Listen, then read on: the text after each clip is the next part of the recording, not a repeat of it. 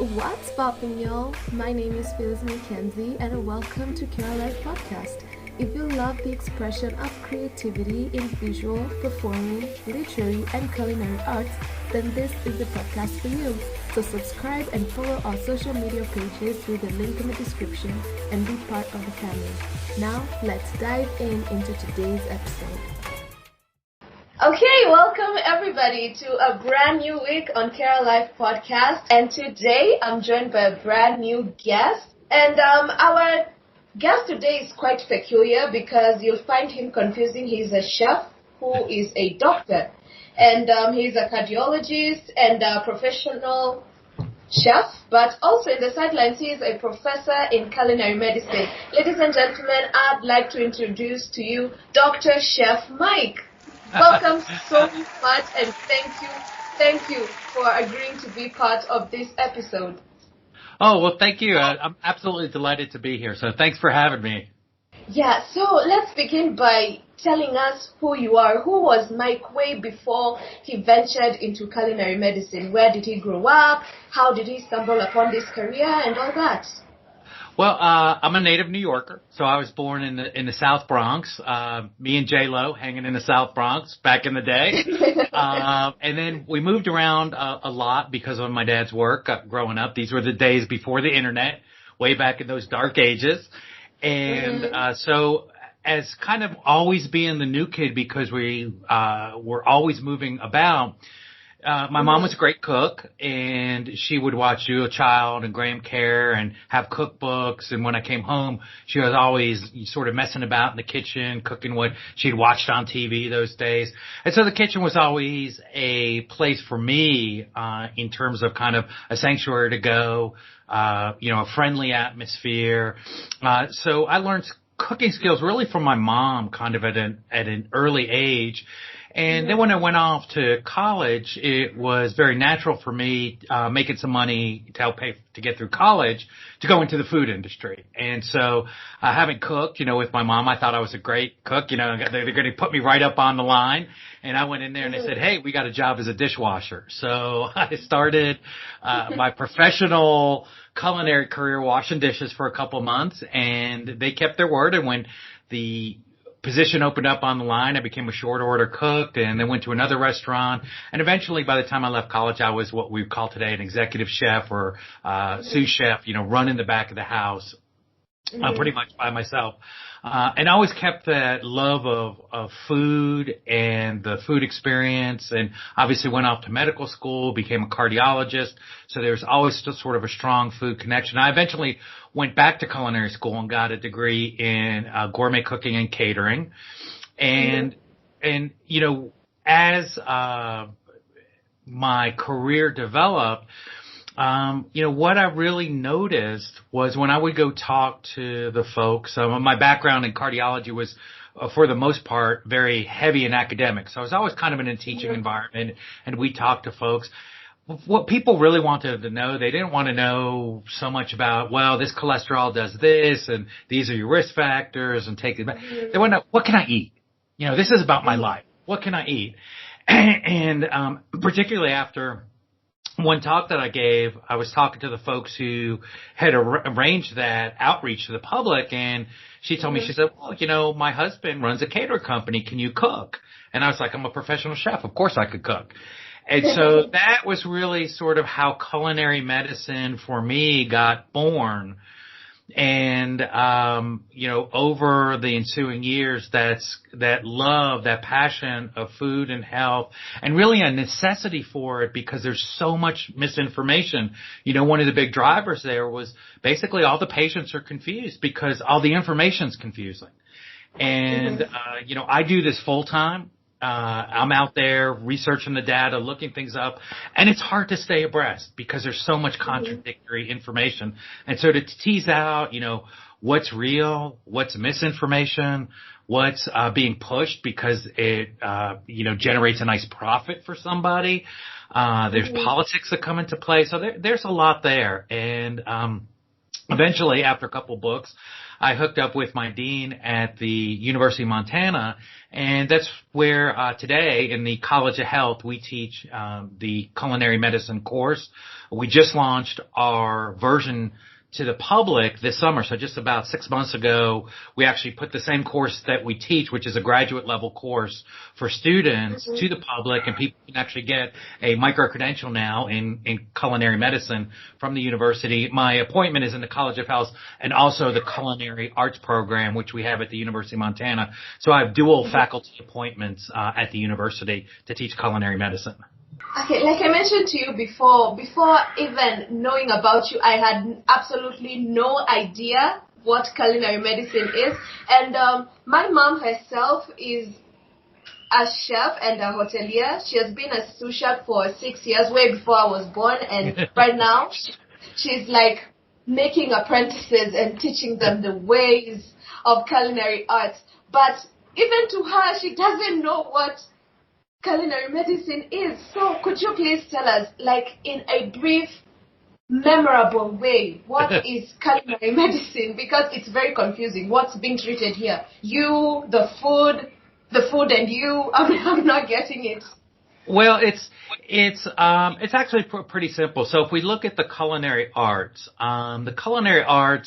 are about living in the moment, right? It's about the experience of the moment. You go into a restaurant, a chef is preparing something for you for that moment, for your happiness in the moment. Mm-hmm. And quite frankly, I mean, the only difference is that culinary medicine is not concerned with just that moment in time. So we want to pick our ingredients and our techniques to generate happiness, to generate health, which is associated with long-term happiness, in what we call a food experience, but we want to understand the implications over time. So that is really the difference. So a chef, and I've cooked professionally, right? I'm just whatever you want. It's about that food experience. It's about your pleasure in all aspects, the taste, the food. I want you to feel good when you finish your meal. In culinary medicine, I want all those things, but I'm looking towards your health down the long term. And so that might change the ingredients that I use, right? So I might use things that not only taste great, so you have pleasure in the food experience of the moment, but it's going to bring you health down the road. So that's really the difference. One perspective is just focused here and now, have a meal, be happy. One is about, hey, you're going to have that meal and be happy today, tomorrow, next week, a year down. And that's how we want to pursue food.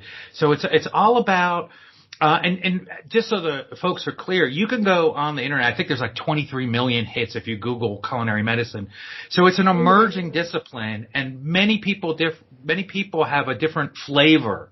Their own flavor of culinary medicine, depending on the background that you have. So this is ours, and an important difference of what we do at the university is all of our recommendations are what we call evidence-based. So we're looking at the scientific studies.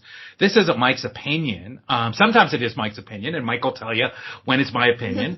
But for the most part, particularly when we look at things like, well, what about red meat and saturated fat and cholesterol? What about salt? Should we cut it back? Can we add it? These sorts of things. What effects do spices and herbs have? When we're looking at that, we're really pulling that information from the best evidence base we have.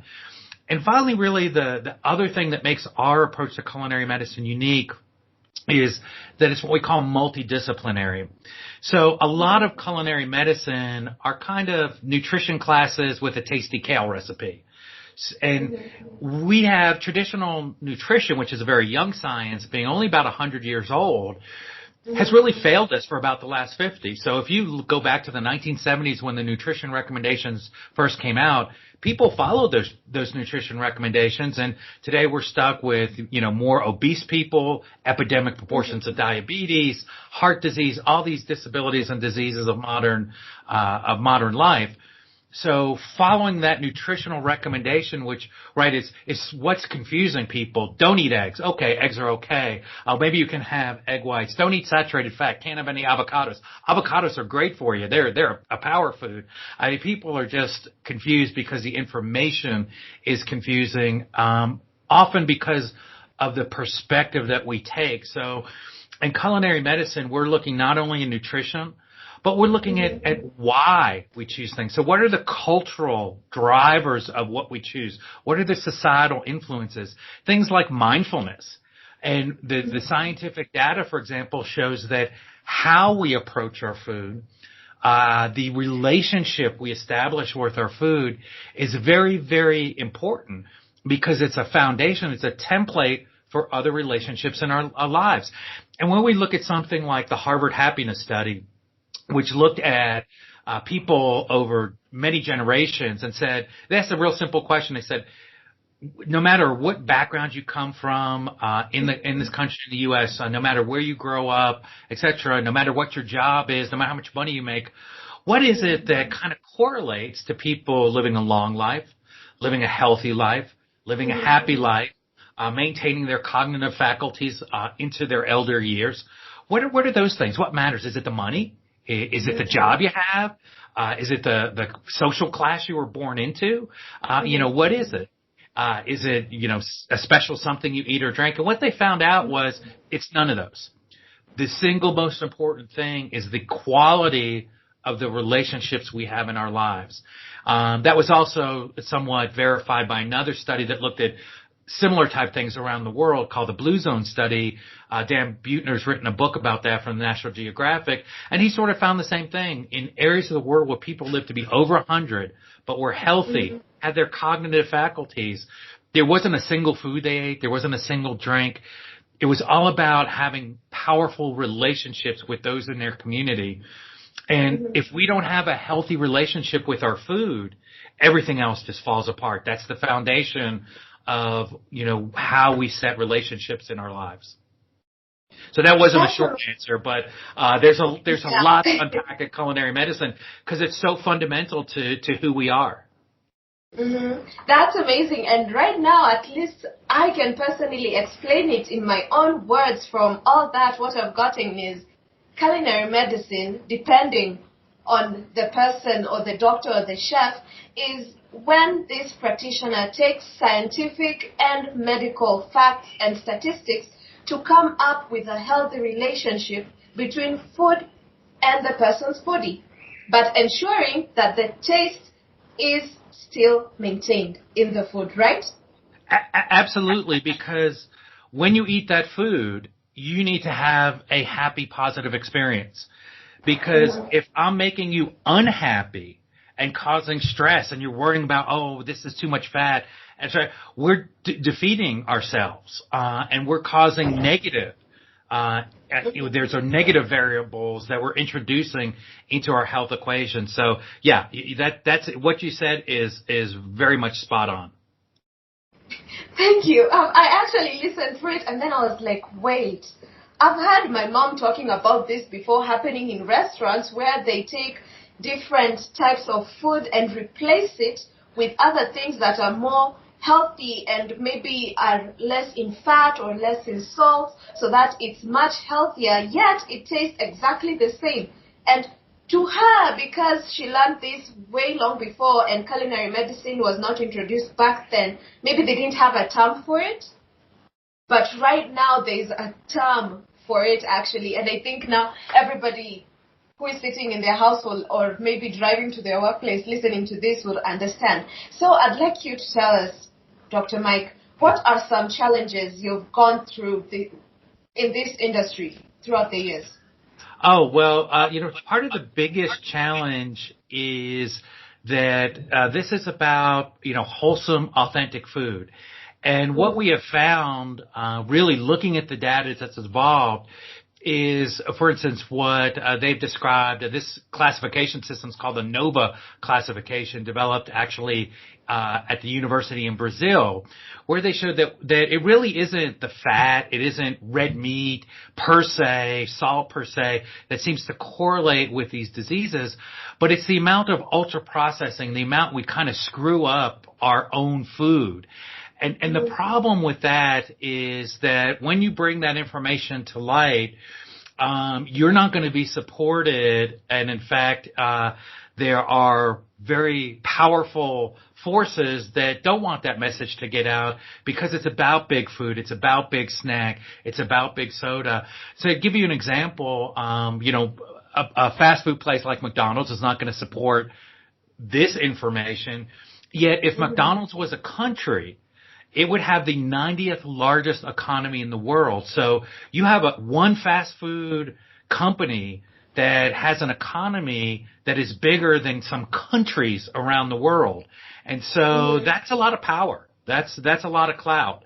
And so it's been very difficult to get the message out on, people, particularly within the medical field. Some years ago in a book I wrote called The Fallacy of the Calorie, I came out and I said, listen, we've looked at the data, and the cholesterol in the food you eat has no impact on your blood lipid level. So it doesn't matter if you eat a shrimp, that's one of the highest foods in terms of per gram cholesterol concentration. Doesn't matter if you eat the eggs.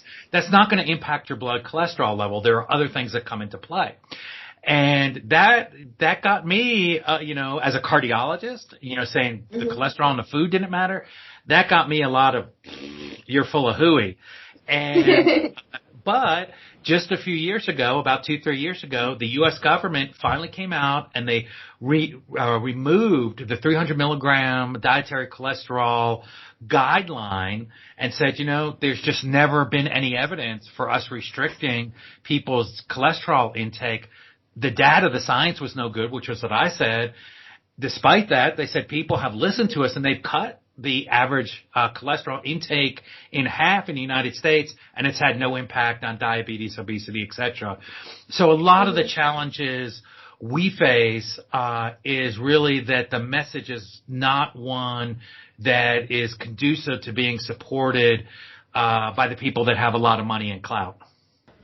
Yeah, speaking of being a cardiologist, when I was in high school in my biology class, I remember we were learning about the heart and the veins, and our teacher used to tell us that the more you eat cheese, the more you drink lots of milk with cream, or you eat fatty stuff, that all that fat goes into your bloodstreams, and then one day it will just block your veins and you'll go pop. So then I come back and I realize, wait, some people eat cheese like a lot and it doesn't affect them. Yet other people, no matter how little cheese or any fatty thing they eat, it affects them. Why is this the case that two different people get two different reactions when it comes to the same thing that supposedly is supposed to hurt our cardiological workings or whatnot? Okay, so a couple of things there to unpack. First, what they told you is completely wrong. Multiple studies, and we teach this in our course, show that full-fat dairy, which is our cheeses, our creams, our butter, etc., has no impact in raising your risk of heart disease. So one of the things we have to understand is that just what you said, people are different, right? So genetics does play a role in your likelihood, in your proclivity to develop heart disease.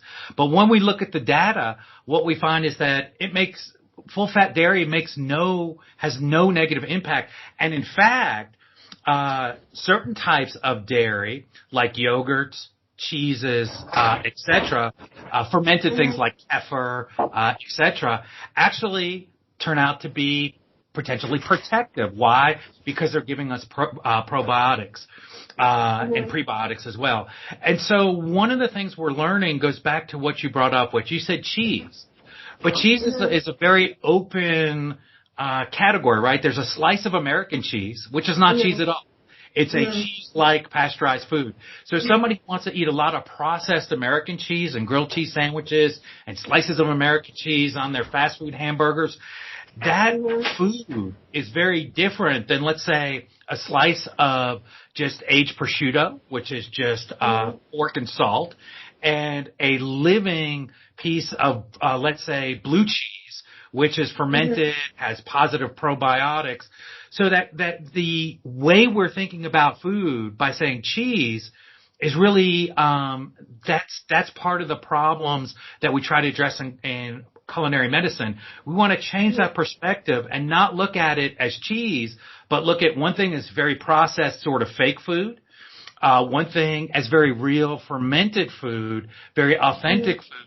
Then we understand they're not the same. And to give you a great example, I'll just mention this, and people may have heard of this, something called the French paradox, which to this day has never been explained.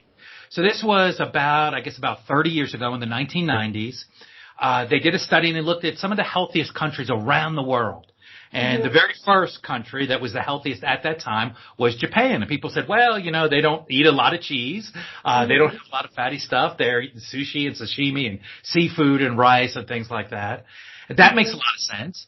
But the second country was France. And we said, wait a second. They eat more butter than anyone in the world. They have all these cheeses, like you said. And bread also.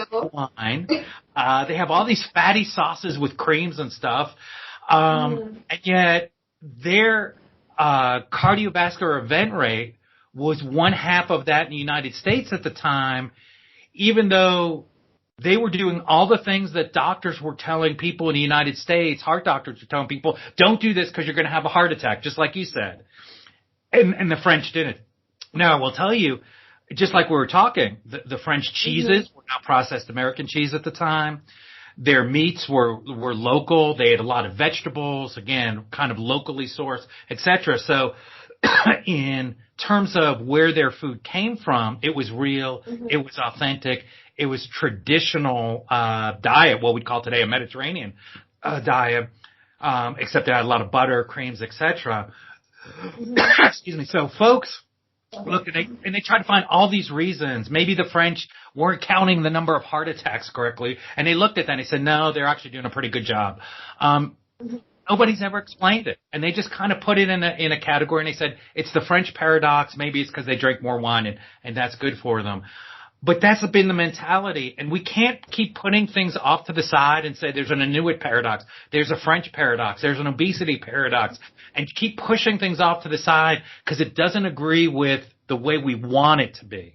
And that's been the problem for decades. And so culinary medicine is about saying, hey, let's look at what the data shows us. And for example, one of the things we've looked at all these outliers, one of the consistent findings is that people are healthy when they eat real food. The more processed and ultra-processed food you eat, the worse your health is going to be, the more at risk you are for things that you were talking about. So it's not the cheese, per se. It's the type of cheese that you're going to have. And in fact, cheese, real cheese that's a fermented living product has actually been shown to be associated with a risk in your likelihood of having a heart attack when we look at real cheese in a couple of different studies. I actually think when it comes to that, they also should look into the perspective that French people don't eat too much when it comes to cheese itself, because when you look at a cheese platter of a French man and this glass of wine, the cheese is in small cubes and it's hard cheese, so you can't eat too much of it. But then you compare to this other person with a whole bowl of melted cheese and a whole burger on their head, and they just dip it into this melted cheese. How do you expect to have a similar lifestyle with a person who is eating 2-3 cubes of some exotic hard cheese that took maybe months and years to ferment underground? Definitely there'll be a difference. So I presume it's also the perception of how much quantity they intake when it comes to the cheese itself. It also matters, yeah? Yeah, it's two things. And when we look at, and one of the things we talk about in culinary medicine is the value. So what is the value of the food? Well, that depends on two variables. One is the quality, which we just talked about, and the other is the quantity. And part of the which you brought up very correctly, part of the problem in the United States is that we don't pay any attention to quality. So we think, like you were saying, right, it's just a hamburger, right? And we don't look at the difference between something that's grass-finished, maybe a grass-finished bison burger. The animal was raised very humanely. It lived its life, on the farm, versus animals that weren't treated very well. They were under stress. They were fed, a GMO feed in those what we call concentrated animal feeding operations, or CAFOs. The meat was processed with tons of additives. And so we think of those the same, and we don't look at the quality. So all we look at when we're thinking of food value then is what you said, which is quantity. And we say, oh, if I get 2 hamburgers for 50 cents, that's a better food value than paying $1 for this one bison burger.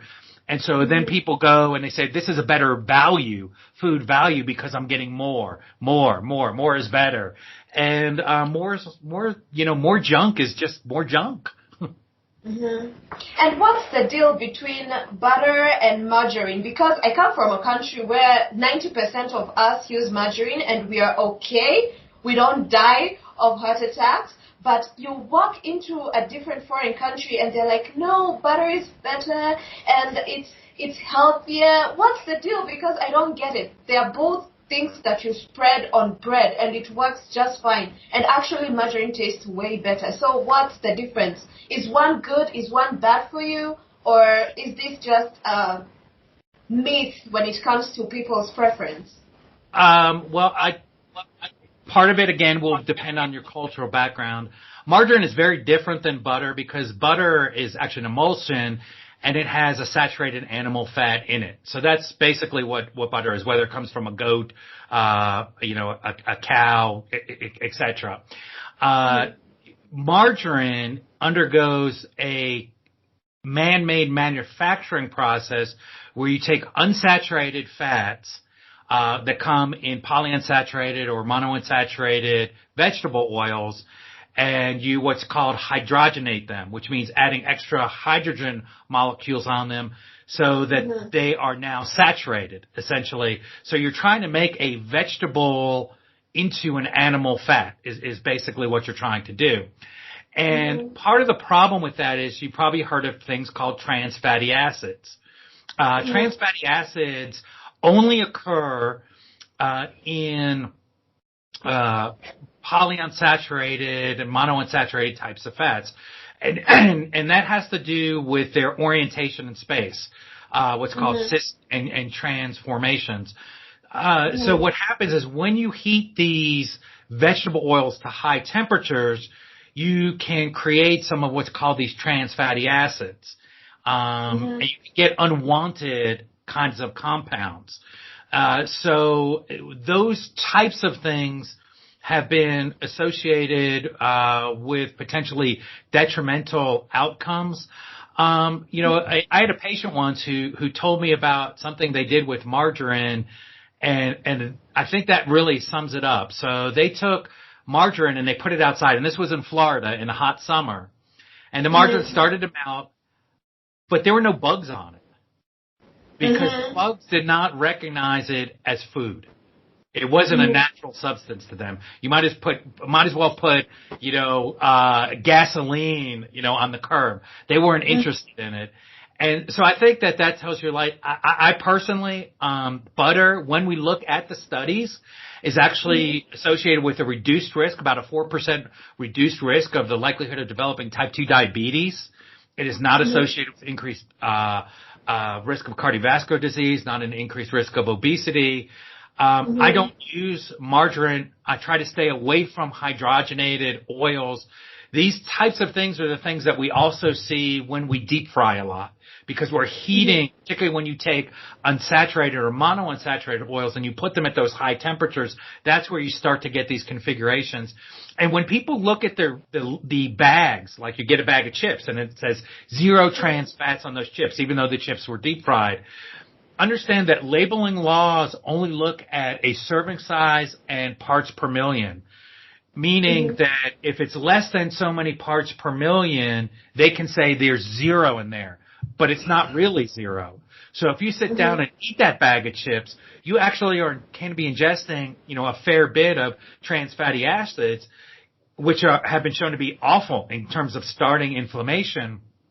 even though legally the bag says 0. And that has to do with the labeling laws. So we can't always just rely on what's on the package of the brand. That's great. And when it comes to desserts generally, we all love sweet things, and desserts are probably everyone's favorite on this planet. But there's something that is always peculiar to me. Nitrogen desserts. There are some desserts that they're quoted as #dragon breath. They have like nitrogen in it, and then it causes this fog on the dessert itself. Is it healthy to consume the nitrogen gas itself, or is it not nitrogen they're using? What makes all these crazy desserts? They could use liquid nitrogen, which freezes it, and then what you see is the sublimation of the very cold nitrogen gas. We need nitrates to live. Nitrogen is an important molecule for us. Nitrogen and all its different forms are things that when we ingest them and our body converts them into certain types of compounds, we use those throughout our body to relax our blood vessels. So it's actually very helpful. People have probably seen, beets, and they sell some beet powder because it's very helpful. The reason it's helpful is that it contains a lot of nitrogen, a lot of other good compounds as well, but it's a rich source. Beets are one of the richest sources of nitrogen.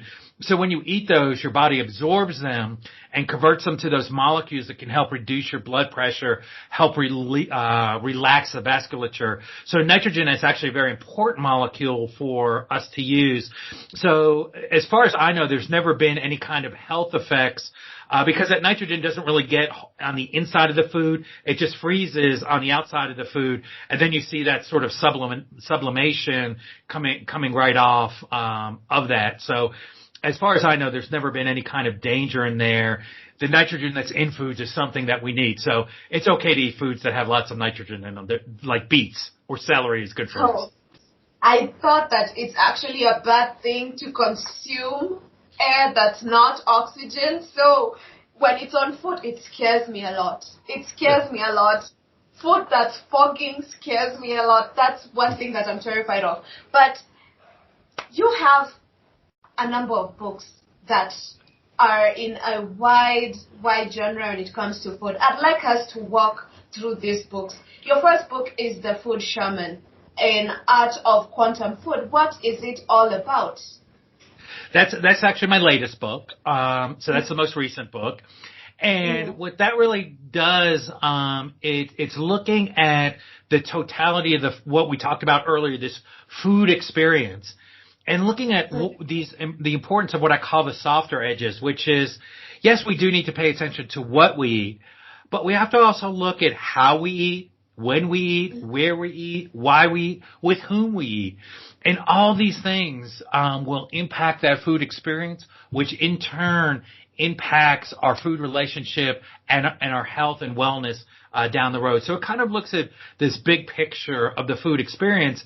And I call it quantum food because as you and I spoke earlier, the culinary medicine, as we approach it, it's really about shifting the way we look at food, not just looking at categories of fats or carbohydrates or calories, but understanding food really is sort of real food and ultra-processed food or not so real food and how that impacts us and how that makes us feel and how that affects that bacteria in us. And, how we feel, in turn affects our health as well down the road. Mm-hmm. You also have another book, Ancient Eats, which takes us way back in history when it comes to the Egyptians, the Greeks, the Mayans, the Vikings, and other communities and what they ate and what made them great. So what made you dive into historical and ancient food categories? Well, it's interesting because what you and I have been talking about is what are these ill health effects that we've been suffering? And when we look, we really see an increase when we look at the data really after World War II and then particularly probably about the last 50 years or so. And if we go back maybe not that long in time, 100 150 years ago, we start to see, really everybody was pretty much eating organic food because that's all there was. We didn't have all these processes. We didn't have, big kind of industrial agriculture and manufacturing of food. So when we wanted to look at the health effects of different contemporary diets, and we talked about the French paradox and Inuit and the Mediterranean diet, so on and so forth, it's also important to look throughout time. And for example, in ancient East, there are two diets that are very different that we look at. So we look at the ancient Greek diet, because that was really the first Mediterranean diet, which is so popular these days. And what we find is, wow, they ate a lot of the foods and some of the recommendations that we had, that we do today. And also, really some big advances in medicine have come, not so much from the diet, but really simple things like health and sanitation. So we've really made an impact on infectious disease, particularly, again, through things just like sanitation, just not so much with all the medicines and things like that. We reduced the risk of childbirth, right? Back in the day, about 20% of women would die in childbirth. So that was a risk. Young women, were dying in their teens. And so that brought the average life expectancy down. There was trauma, somebody break a leg and a compound fracture and that would get infected. So what we found when we looked at the data is that in the ancient days, so if you were an ancient Roman or an ancient Egyptian, and you managed to survive childbirth and childhood diseases and the wars and the traumas, and you made it till you were about 40 or 50, you were just as likely pretty much to live as long as we do today, which is a pretty amazing thing. And what that also tells us is that they had pretty good nutrition. They had pretty good food because to accomplish that longevity and to develop arts, to conquer empires, right? You've got to be pretty healthy. And so we went back and we looked at what were those things and can we find any of that today? And certainly with ancient Greece, we find a lot of what we like in a modern Mediterranean diet, in the ancient Greek diet. And then we also looked at the Vikings because that's completely different area, completely different time, completely different focus. As you point out, very heavy on sort of the meats and the butters and the very kind of European type cuisine. And yet these folks were incredibly healthy as well. And, they sailed around the world and had, a huge impact in human civilization. And that's just not something you do if, you're suffering from scurvy and malnutrition.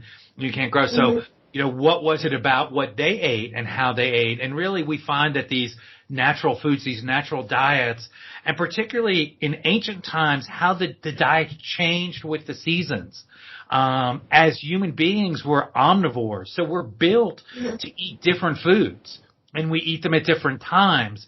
And to give you an idea how this works in nature, if you're anywhere in the country where you have deer, I'm in Montana, so we've got lots of deer, and during they like to eat grass and they'll eat the apples and they'll go in and eat lots of, corn and things from fields.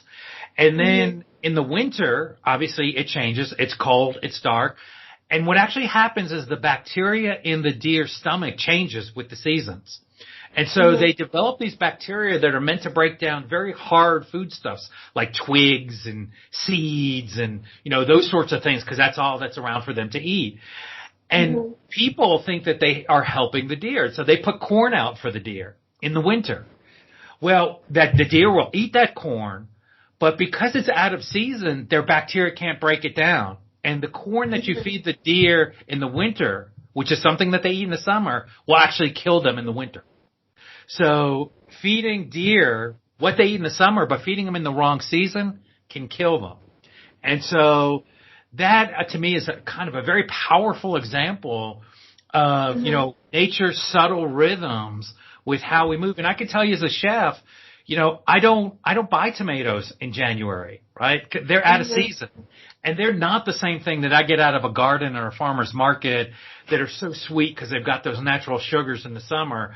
Can I get a tomato in January? Yeah. Do I want to eat a tomato in January? No, it's awful. It tastes like cardboard. So, that is something that we want to appreciate too, is, is the rhythms, the things that are around us, those fresh, authentic, real foods. And also, as we dive into the modern Western diet, you have a different book called The Fallacy of the Calorie, where I presume your cardiologist self dives into this. So what's this all about? Is it similar to the previous book, but in a modernized way? The fallacy of the calorie is a little different. So that really is the scientific basis. So we talk about a lot of data. We talk about a lot of studies, hopefully in an entertaining way. But we really, that sets the foundation, the evidence base for culinary medicine. So we look at things like calories. Are they important? Does something that has less calories, does that mean it's more healthful? And the short answer in that is no. Obviously, the title of the book, The Fallacy of the Calorie, kind of gives that one away. But we look at things like salt. We look at these approaches to food and health that have failed us over the years, and then we look at that data and we explore, why that is and kind of why we need to move on, and understanding that these recommendations that come to us and continue to get pushed on us from the mainstream media and the mainstream, forces that be from 50 years ago, they didn't have access to all these new things that have only come out, within the last decade. So the gut microbiome is something that's really come to the forefront, within the last decade. Things like epigenetics, which is how the environment we live in turns our genes on and off. So it's not that you have these genes that they turn on and they're independent of the environment. It's our interaction. It's our relationship with the environment. And the environment is flicking these genes on and off. Things like nutrigenomics, which look at what are called SNPs or single nucleotide polymorphisms. And they're the kind of unique single point mutations that make you and me. But they can affect how you and I respond to foods very differently through things called bioactives. So bioactives are not a vitamin or a nutrient or a mineral, but they also act in the foods. And we mostly found them just in the plant foods that we eat that, for example, can turn a gene on. And I'll give you an example. So people of Japanese descent can have a genetic makeup, a nutrigenomic makeup. So when they eat sushi with seaweed, there's a compound in that seaweed that will turn one of their genes on that helps protect them from cancer. Me, being of European descent, I don't have that gene. So I can eat sushi, and I'm going to get lots of nutritional benefit from it because it's good, and I'll have a good time because I love sushi and it's delicious. But I don't get the same benefit that somebody who's of Japanese descent and who has that particular gene will get. And that is a study called nutrigenomics, which is also very new. And that also, to me, gives us great insight why this idea that one diet will never work for everybody. Because we're all so very different. And so you have to find what works for you, for your taste and, your world and where you live and what makes you happy. And I have to do it for me. And we can both have diets that work really well and are really helpful for us and follow culinary medicine, but they be completely different. I mean, we might have completely different flavor profiles, different ingredients. What works for me may not work for you, and vice versa, and that's okay. So I want to get people out of this idea that what's the diet I've got to have? It's got to be keto. It's got to be this. It's got to be that. It's got to be sauerkraut or grapefruit or whatever the flavors of the day. You need to find what works for you. And that's what's important. And that's an important part of culinary medicine because ultimately it comes back to the individual, not just sort of blanket groups. And to support this, you have another that's Eating Well, Living Better. That's all about a grassroots gourmet guide. And I'm pretty sure the name sells itself. So it's about all foods that are of grassroots descent, right? Yeah, that was actually my very first book, some years ago. So it's got some little stories in there and, you know, some recipes, some of which probably need to be updated from when I wrote it, which was a while ago. Mm-hmm. But yeah, so that's the very first book that does talk about, you know, what we would call a grassroots approach, which is still very much, you know, in the culinary medicine course that we teach. Just today, people talk about it in terms of, you know, be a locavore, local foods, fresh foods, authentic foods. But it's all in that same category, yes.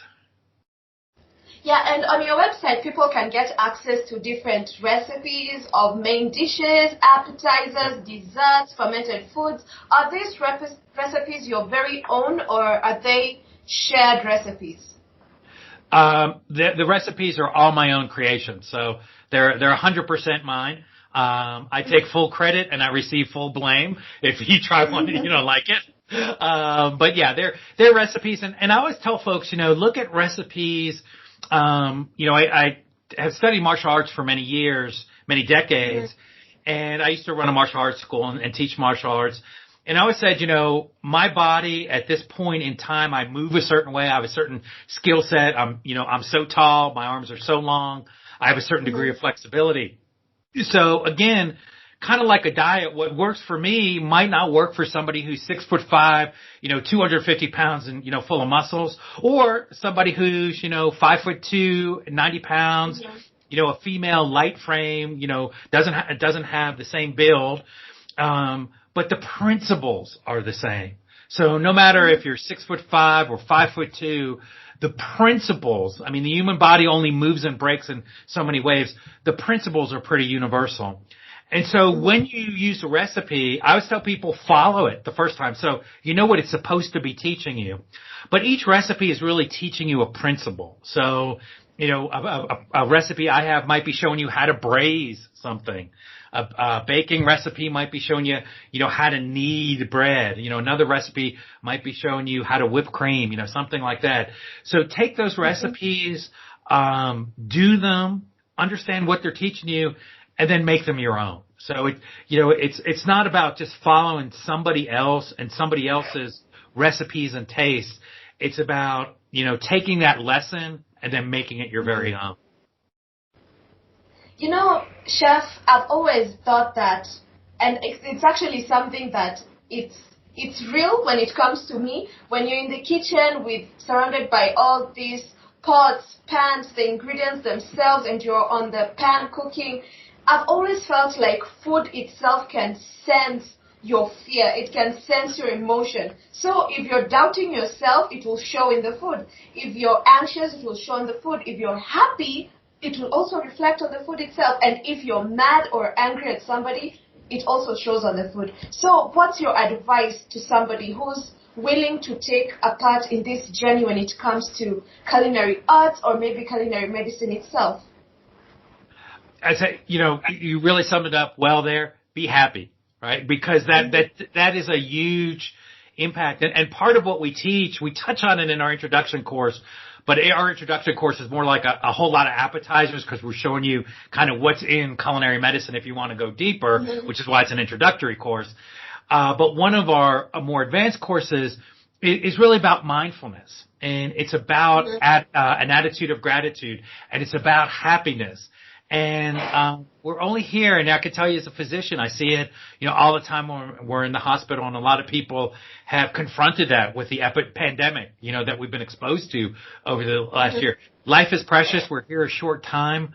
So be here in the present. Enjoy it. You know, every meal you have, every bite you have, you know, whomever you are dining with, even if you're just dining with yourself, you know, make it a wonderful experience. You know, have a happy life. And what we find is that when we have that positive experience, when we have an attitude of gratitude, when we're happy and positive, it goes back to what we talked about, which is that Harvard happiness study. And we find ourselves, you know, living a long life, living, you know, a well life, a healthy life, etc. And I guess the corollary to that, as you pointed out, is you don't want to be eating food from an angry chef. Absolutely. You'll taste the salt in it. Like 100%. There's something called the salt that will be in the food. It'll be bitter. The spices. I don't know what happens with the hands, but it just acts out. It's like you have a small person in your brain telling you, add that salt, that's not enough. But I get you, and that's some great advice. And what do you hope for? Let's say 20 years in the future, what do you hope will be the relationship between us humans and the food we eat itself? Well, I hope one of the things we teach in culinary medicine is that we are able to change our perspective. And culinary medicine, as I spoke with you, it's about an individual. So you've got to have the diet that sustains you, and not just nutrition from a nutrition aspect and like so many of these nutrients and RDAs and things, but sustains your soul, as a person and a human being. And in that way, we also want to practice and enjoy and sustain our communities and by extension, the planet. So I'm hopeful that culinary medicine will play a big role in helping us as individuals be happier and healthier, but also that means our relationship with each other, and with the planet. And that's what I'd love to see, culinary medicine continue to be able to push us towards accomplishing those ends. And I hope that comes true because not a lot of people out there realize that diets are not for everybody. Some people will take the road of eating like a rabbit. You eat greens only and it works for you. For some other person, you decide to be a carnivore. You're eating meats and it works for you. Yeah. For some other person, you eat carbohydrates, it works for you. But to others, you eat absolutely anything and it also works out for you. Yes. So I think that culinary medicine will actually, in the future, be the perfect directive for every single person. Once you realize who you are, what you should eat, what's good for you, and what tastes great from what you've selected, I think that would work for everybody. Because I don't think it's good to eat something that doesn't taste great, yet it's supposed to help you. I'm pretty sure everybody will not manage to finish the platter itself if it doesn't satisfy your tongue palate itself. But anyway, Mike, thank you. Thank you so much for coming on this episode. I loved having you here. So many questions of mine have been answered, especially when it comes to culinary medicine. At least now I'm not that confused. And whoever is listening right now, you can go on to his website at chefdrmike.com. From there, you can buy his books, get his online course, watch his videos, his blog, get his recipes about different sorts of food, and I'll link it in the description, obviously, so that it's easier to find him. But thank you so much for joining us, and we'd love to have you here again. I'm pretty sure after this people will have questions. Love to come back and chat again. Thanks so much. Bye-bye. Absolutely. Goodbye. And that will be it for this week. If you enjoyed this episode, be sure to subscribe so you're notified when a new episode is posted. Rate and review this podcast on your favorite podcasting app, especially Apple Podcasts, and share it with all your friends. Thank you so much for listening, and remember, creativity is intelligence having fun. Until next time, #PodRock.